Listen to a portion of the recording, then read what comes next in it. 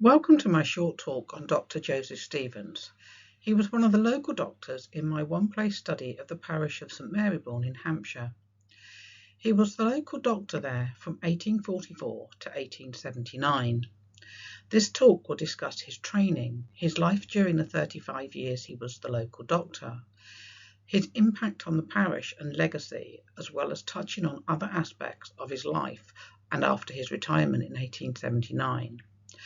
Please note that this talk is historical and will use terms that today would not be acceptable but were used at the time. Joseph Stevens was born on the 14th of April 1818 at Stanmore, shown on the map with the orange marker. It's a small hamlet in the parish of Beedon in Berkshire. On the 18th of April 1818 he was taken to St Nicholas Church in Beedon, shown with the blue marker, where he was baptised. You can see a photo of this church on the left. He was the son of William Stevens, a yeoman, and his wife Mary. He was the youngest child in the family and had 4 older brothers and 2 older sisters. At some point before 1835, Joseph moved with his family to Wolverton in Hampshire, where his father is recorded on the census records of 1841 and 1851 as a farmer. It must have been rather a substantial farm, as the 1851 census states that William had 320 acres, employed 9 men and 3 boys. There is also a housekeeper and house servant recorded on this census. In 1835, Joseph started an apprenticeship. The Society of Examiners Candidates Qualification Entry Book, 1843 to 1846, held at the Worshipful Society of Apothecaries of London, tells us that its indenture was dated 3rd of February 1835 and was for 5 years, to apothecary Thomas Carter of Newbury in Berkshire. With Carter being called an apothecary, druggist and chemist, and a surgeon in various sources, it is likely that Stevens learned about creating and dispensing medicines, how and what they were used for, plus learning from books on various medical practices of the times. After his initial training, it is likely he spent time on rounds with his master, learning practically the trade.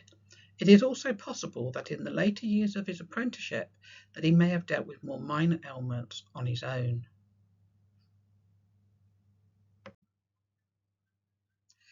By the time the 1841 census was taken, Joseph was in Brighton, working as an assistant to Benjamin Vallance, surgeon.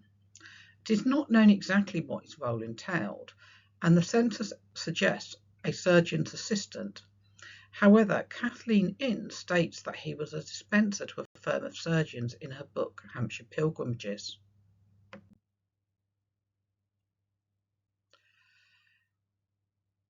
In 1841, Joseph did start formal medical training, and many years ago I contacted the Society of Apothecaries, and they were able to provide me with details of what medical school Stevens attended, along with when and what he actually studied. He went to the Middlesex Hospital in October 1841, where he attended for 21 months. During this time, he studied 1 session in chemistry, 1 session in materia medica, 2 sessions in anatomy and physiology, 2 sessions in anatomical demonstrations, 2 sessions in principles and practice of medicine, 1 course on botany, 2 courses on midwifery, and 1 course in forensic medicine. He also took the following clinical lectures: practical chemistry, morbid anatomy, and dissections.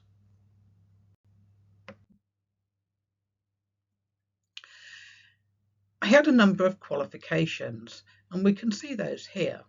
On the 12th of April 1843, he gained his MRCS, a member of the Royal College of Surgeons.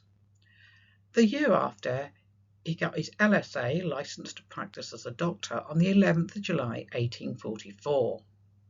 Also in 1844, he became a member of the Royal College of Physicians and got the MRCP. However, there is a little confusion with the Royal College of Physicians, as at times you see LRCP being used, with the L standing for licentiate. Stevens moved to St Marybourne in 1844, and in 1853 bought the property later known as the Laurels from William Herbert. His brother Charles had bought the house in 1840 and lived there until his death in 1844. Charles Herbert was the surgeon in the parish before Stevens. This property was the local doctor's surgery until its demolition in the 1960s. The earliest mention of it in the title deeds was 1718. Whether Stevens lived there initially when he moved to St Marybourne is unknown, but it was certainly his home from mid-1853.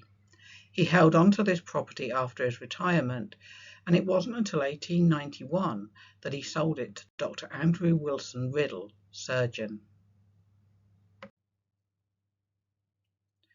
Here we have some pictures of the house. The photo on the left shows the house, which was rather large. It is all the property shown in the foreground on the right, including the bit sticking out with the bay window. This photo is likely from the 1920s. The photo on the right, taken late 50s, 1960s, shows the house looking the other way. You can see a plaque on the wall in the top left corner. This is put there in memory of Dr. Stevens.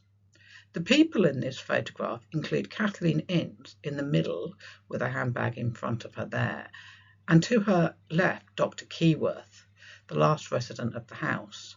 Kathleen was the daughter of Dr. Royds, a previous resident of the property.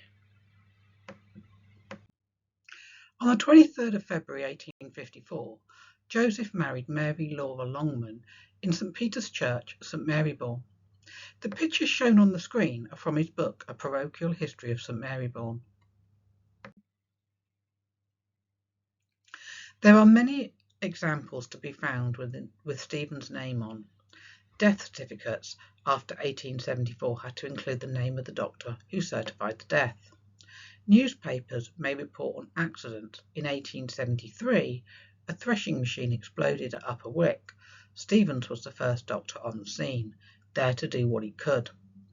An early friendly society was created in 1820 in St Marybourne, the Old Club, long before a branch of the Hampshire Friendly Society came to St Marybourne. Stevens was a big fan of these clubs that encouraged people to invest a little to help out in times of sickness and death.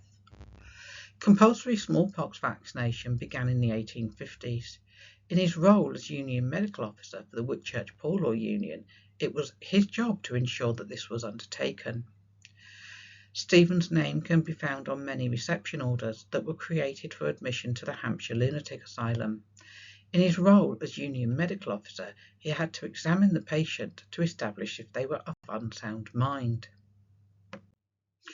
On the 19th of April 1873, there was a fatal boiler explosion and destructive fire at Upper Wick Farm, as previously mentioned.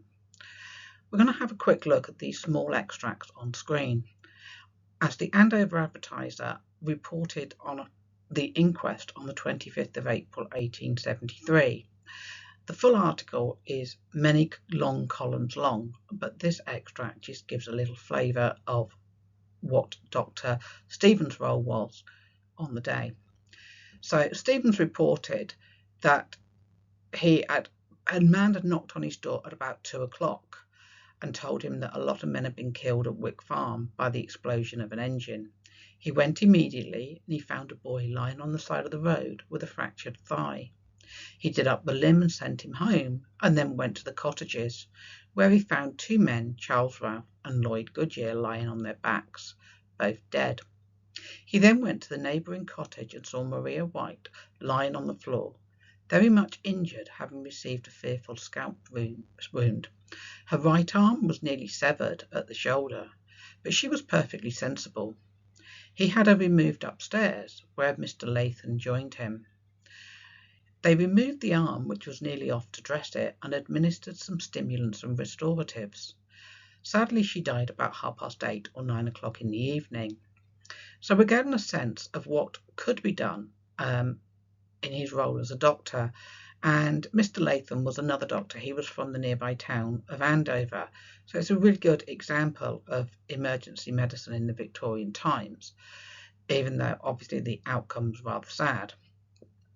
But also as part of the inquest, the bottom paragraph really does tell us more about his character and the desire to represent the poor, where he says he represented the cause of justice and right, and of those poor people who were lying dead in the cottages near at hand, and he considered that he had as good a right to be heard as a man who was paid for his work.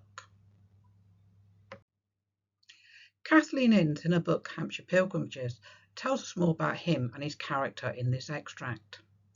When he came to the village, people suffered from a constantly recurring illness known as bourne fever, caused no doubt by unhygienic practices, particularly over the use of the bourne water. He set himself to instruct and educate and end abuses with such success that bourne fever dwindled and disappeared. His efforts to teach hygiene were sometimes as forceful as his character. The virtues of fresh air were often not then recognised as they are today, and it is told that on one occasion, on finding a patient in a very stuffy room, he raised his stick and put it through the window with the remark, "That's what you want," after which he flung down a shilling to pay for the pain to be mended. Besides being a doctor, he was also an author. He wrote many books, including the Parochial History of St Marybourne, along with numerous papers that were published by the British Archaeological Association. My One Place study site lists 9 books and 21 papers. So what have we learned about this man? Stevens didn't attend university. He became a doctor through hard work, starting with his apprenticeship and later assisting Dr. Vallance to gain vital knowledge. It is believed he received a small inheritance that enabled him eventually to go to medical school. His work in St Marybourne was varied. He was a champion of the poor, a force to be reckoned with. He believed that people had to do their bit to better themselves too. He believed in educating the people to better improve their own health. He always stood up for what he believed was right. Besides his work in medicine, he wrote articles and books. He gave lectures. He left a lasting legacy in the parish of St Marybourne that lives on today, with people learning from what he wrote to living in an area of the village of St Marybourne called Stephen's Green. Stevens retired in 1879 and moved to Reading. He dedicated much of his life from this point to writing. Throughout his life, he had also been interested in archaeology and had made discoveries of his own and also been brought items discovered by others. In 1884, he took on a new role, that of Honourable Curator of Reading Museum, which had opened the year before. He continued in this role until the year before his death. Stevens died on the 7th of April 1899 at his home in Reading. Prior to his death, he had expressed his wish to be buried with his wife Mary, who had passed away in 1874, and his body was brought back to St Marybourne on the 12th of April 1899 to be buried with her. Thank you for listening, and if you would like to know more about my One Place study or Dr. Stevens, please do get in touch. My contact details are shown on the screen.